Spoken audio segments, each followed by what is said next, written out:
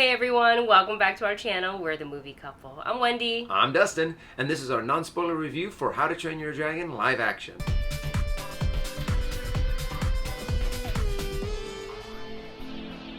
A misfit Viking teenager sees a chance to change the course of his clan's future when he befriends an injured dragon. So How to Train Your Dragon live action. We've seen the trailers, we were excited about it, we loved the way that Toothless looked, and of course, we loved the original. So when they had word coming out that they were making this live action adaptation, and the fact that it was a new company doing it besides Disney, it's not the mouse that's doing it. It's actually, I was kind of like, okay, let's see how this turns out. Some of the other live action adaptations have been very hit or a lot miss, but I was interested to see how they handle this one. Yeah, and there was the kind of thought of like, because it's the same director, how much are they going to keep true to the original animation? How much of it are they going to change? As it turns out, it's pretty much a shot for shot, but like, I'm not mad at it. No. I'm not mad at it. And I feel like the comments, they may say something about, not Mufasa, but Lion King, which was also kind of shot for shot. Yeah. But it doesn't hit the same, because I think in that one, we are watching like CGI lions, and a lot of people's complaint, I think you had an issue with it, was like how emotionless they looked, because technically lions, like if you look at a real lion, like they don't really have the animated emotions as it would in animation. So like that part of it doesn't translate. But for How to Train Your Dragons, we have, yes, CGI dragons, but we also have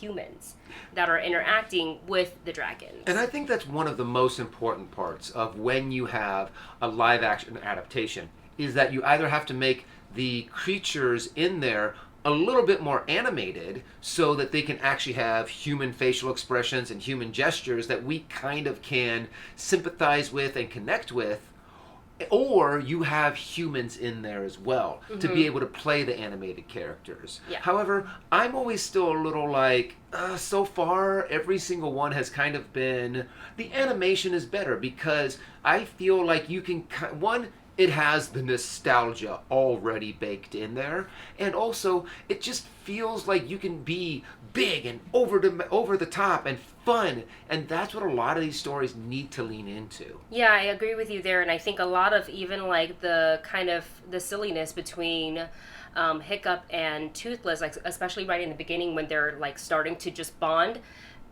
They pretty much, like, I haven't watched the original in years, but from what I saw of the live action, I was like, okay, they got all the things that my brain remember in there, and it's basically the same pretty much, but it didn't hit as hard for me, where I was like, oh my god, so cute, so whatever.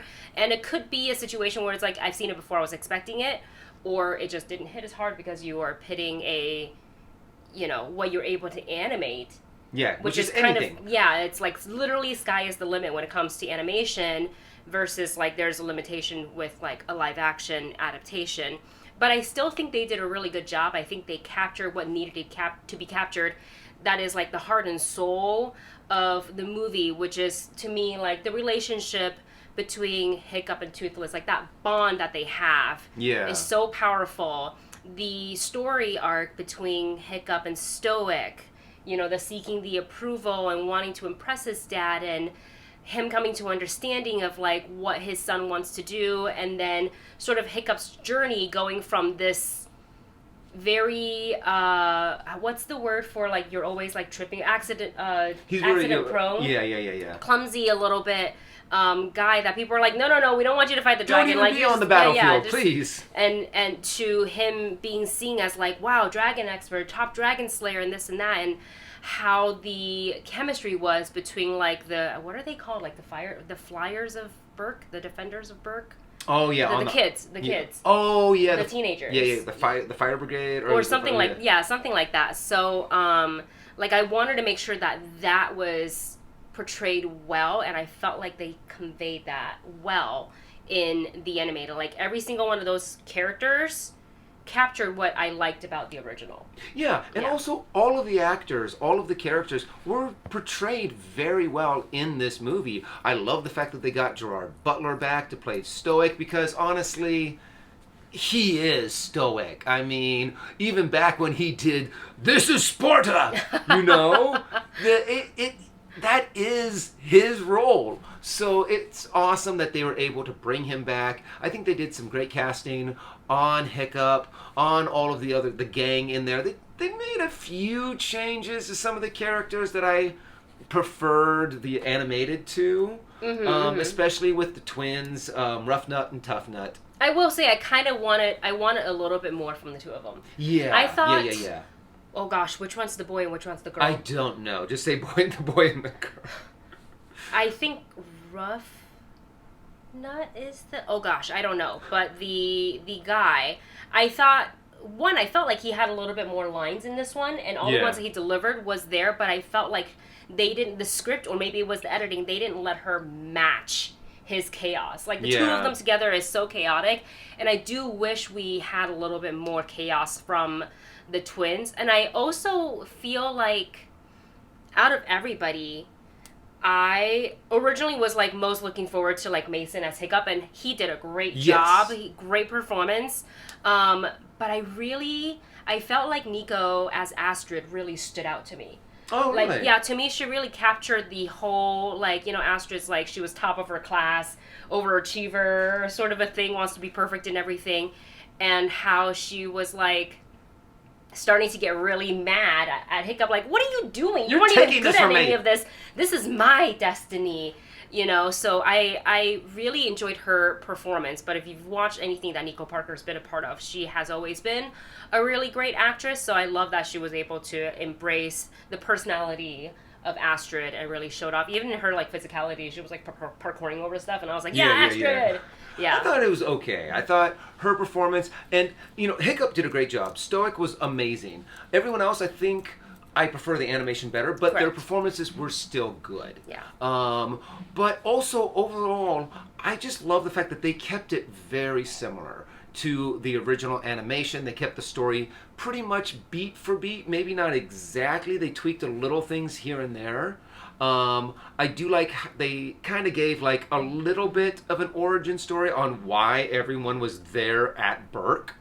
And I kind of like how that was to say, I don't want to spoil it too much, but why all these different Vikings were on Burke. Yeah, and what's cool was that they said it and then they moved on from it. Yeah, it's like, and that was it. They're like, we're gonna establish it, and then we're gonna go back to the main story, which was the village and like what their issue with the dragon and all of that stuff. And also, like, if you haven't, I don't want anybody to watch this review and be like, it's ruined for me, but it's like the animation's like 10 plus years old, I think. Yeah, if you haven't seen the original animated movie, I'm surprised there are also 2 more after that. So just set yourself up a movie night to watch all 3. It's probably the best animated trilogy, I feel. That's tough.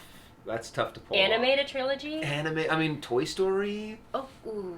Okay. I mean, that's a really good one. See, that's the thing. But that's the thing about How to Train Your Dragon. It's one of those, you're like, oh yeah, that's right. Each one of this trilogy is amazing. Yeah. So it makes sense that they would want to bring it back into live action form. Yes. And some of the things that the animation did incredibly well, the movie did very well too, especially some of the flying scenes.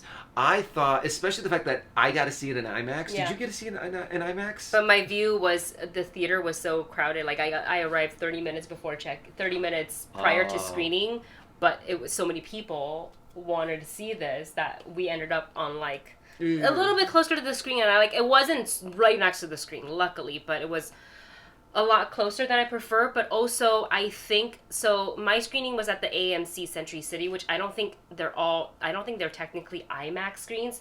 The 2 true IMAX screens that I know of are the actual IMAX headquarters in LA, and then the theater at Universal City Walk. Yes. That's the only 2 true IMAX screens that I know of. But this is definitely made for IMAX. Yeah. The flying, the moving, especially the climactic scene at the end.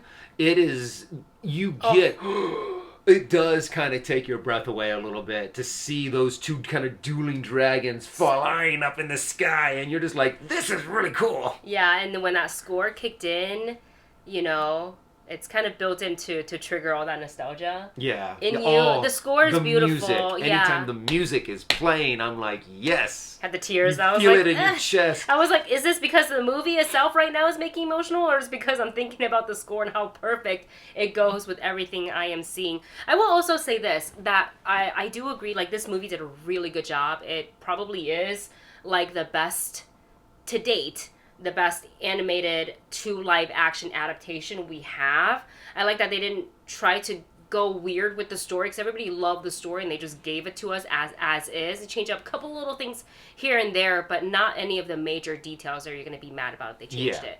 But I also feel like a little bit I couldn't attach myself to it because I just visited Epic Universe.